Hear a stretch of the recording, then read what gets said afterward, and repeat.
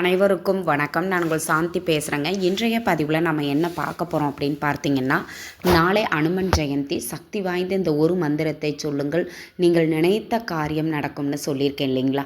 அப்படிப்பட்ட ஒரு சக்தி வாய்ந்த ஒரு மந்திரத்தை தான் நம்ம அந்த பதிவில் பார்க்க போகிறோம். வாங்க வீடியோக்குள்ளே போகலாம். நாளைய தினம் பார்த்தீங்கன்னா மிக மிக சக்தி வாய்ந்த நாள்.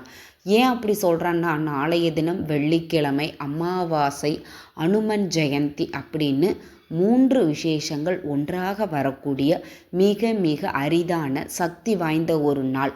அப்போது இந்த நாளை எக்காரணத்தை கொண்டும் யாருமே தவற விட்டுறாதீங்க. நாம் ஏற்கனவே அமாவாசை அன்று இந்த ஒரு பொருளை தானம் செய்யுங்கள், பித்ருதோஷம் நீங்கும், முன்னோர்களினுடைய சாபம் நீங்கும், உங்கள் வம்சத்திற்கே கோடி புண்ணியம் கிடைக்கும் அப்படின்னு ஒரு பதிவு போட்டிருக்கிறேன். பார்க்காதவங்க அதையும் செக் பண்ணி பாருங்கள். இந்த பதிவில் நம்ம அனுமன் ஜெயந்தியை பற்றி தான் பார்க்க போகிறோம். ஆஞ்சநேயர் தீவிர ராம பக்தர், நம்மளுக்கு எல்லாருக்கும் தெரியும் இல்லையா?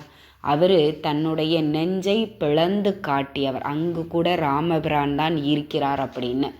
இன்றளவும் அவர் கை கூப்பி வணங்கிய அந்த ரூபத்தில் தான் நிறைய நம்ம ஆஞ்சநேயரை பார்த்துருப்போம். ஏன் அந்த வடிவிலேயே இருக்கிறாரு அப்படின்னா, தன் முன்னால் பக்தர்கள் வணங்கும் பொழுது ராமரை நினைக்காம இருக்க மாட்டாங்க. அப்போ ராமரை நினைக்கிறவங்க கூட ராமராகவே பாவிக்கணும். அந்த நிமிடத்தில் கூட அவரை வணங்காமல் நம்ம மிஸ் பண்ணிடக்கூடாது அப்படிங்கிறதுக்காக அவர் வணங்கிய அந்த ரூபத்திலேயே ஆஞ்சநேயரை நம்ம நிறைய பார்த்துருப்போம் இல்லையா?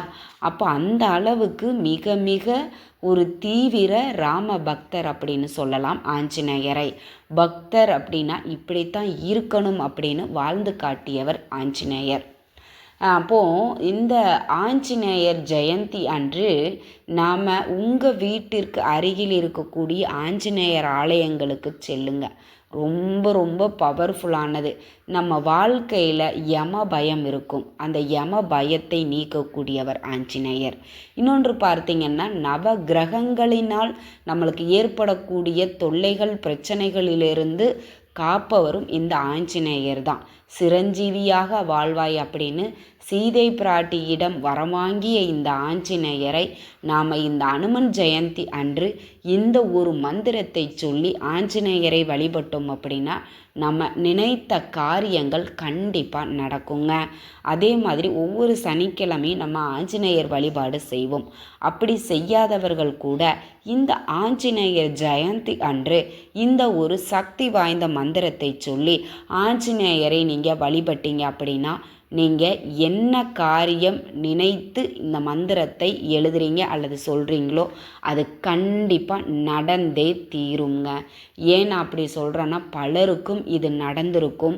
அதே மாதிரி இந்த அனுமன் ஜெயந்திங்கிறது நம்மளுக்கு வெள்ளிக்கிழமையோடும் அமாவாசையோடும் நம்மளுக்கு இணைந்து வரக்கூடிய ஒரு அனுமன் ஜெயந்தி. அப்போது இந்த ஒரு விஷயத்தை மட்டும் எக்காரணத்தை கொண்டும் யாருமே தவற விட்டுறாதீங்க. குளிச்சுட்டு பூஜை அறையில் உட்கார்ந்துக்கிட்டு நீங்கள் என்ன பண்ணுங்கன்னா, ஸ்ரீராம ஜெயம் அதை முதல்ல நீங்கள் எழுதிக்கோங்க. அந்த எழுதுவதற்கு முன்பாக ஆஞ்சநேயரையும் ராமரையும், அதாவது பெருமாள், இவர் தான் ராமர் இல்லையா, நீங்கள் அவரையும் மனதார பிரார்த்தனை பண்ணிட்டு உங்கள் வாழ்க்கையில் ஏதாவது ஒரு காரியம் நடக்காமல் இருக்கும்.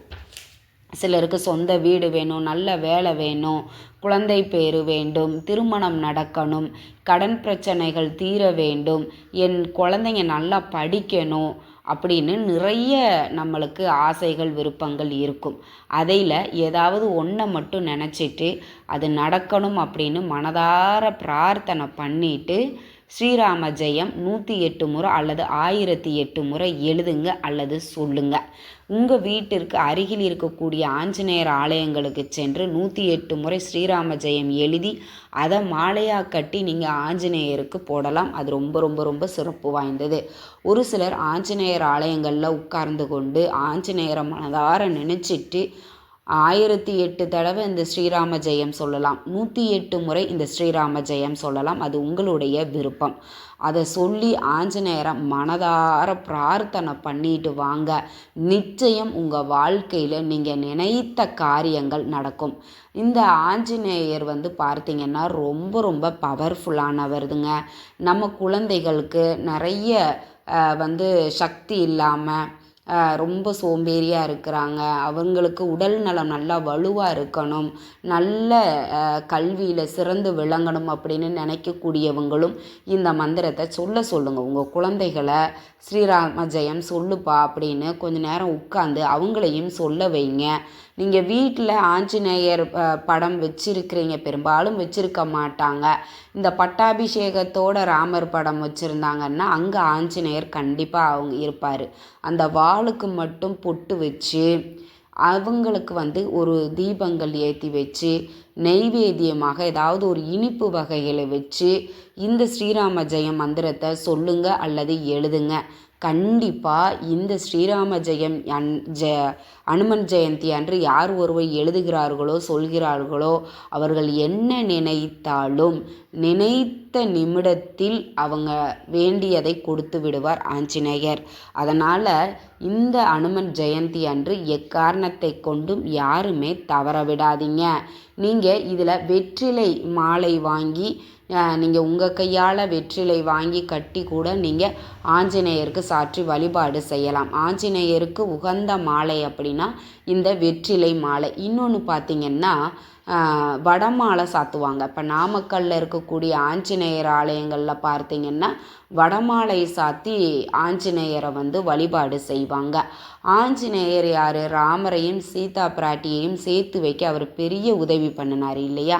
இப்போ கணவன் மனைவிக்கிடையே பிரச்சனைகள் ஏற்பட்டாலும் அவங்க அந்த பிரச்சனையிலிருந்து நீங்கி ஒரு சந்தோஷமான ஒரு வாழ்க்கை வாழ வேண்டும் அப்படின்னாலும் அவங்களும் நீங்கள் ஆஞ்சநேயரை வழிபாடு செஞ்சு பாருங்கள். கணவன் மனைவி ஒற்றுமை அப்படிங்கிறது மேலோங்கும். ஏன்னா ஆஞ்சநேயர் பார்த்திங்கன்னா ஒரு பிரம்மச்சாரி, ஆனால் அவர் ராமரையும் சீதையையும் சேர்த்து வைத்தார். அதே மாதிரி உங்களுடைய மனைவி கணவனை ஒன்று சேர்த்து பிரிந்த தம்பதியினர் கூட ஒன்று சேர முயற்சி பண்ணுறீங்க அப்படின்னா நீங்கள் இந்த வழிபாட்டை செஞ்சு பாருங்கள். நிச்சயம் கணவன் மனைவி பிரிந்தவர்கள் கூட ஒன்று சேருவாங்க. இந்த ஒரு சக்தி வாய்ந்த ஒரு நாளை எக்காரணத்தை கொண்டும் நாளைய தினம் தவற விடாதீங்க. அதே மாதிரி ஆஞ்சநேயருக்கு பார்த்திங்கன்னா வெண்ணெய் வாங்கிட்டு போய் கொடுங்க. அந்த ஆஞ்சநேயருக்கு பார்த்திங்கன்னா வெண்ணெய் சாத்துவாங்க. நாமக்கல் ஆஞ்சநேயர் கோயிலில் இந்த வெண்ணெய்க்காப்பு அப்படிங்கிறதே ஒன்று பண்ணுவாங்க.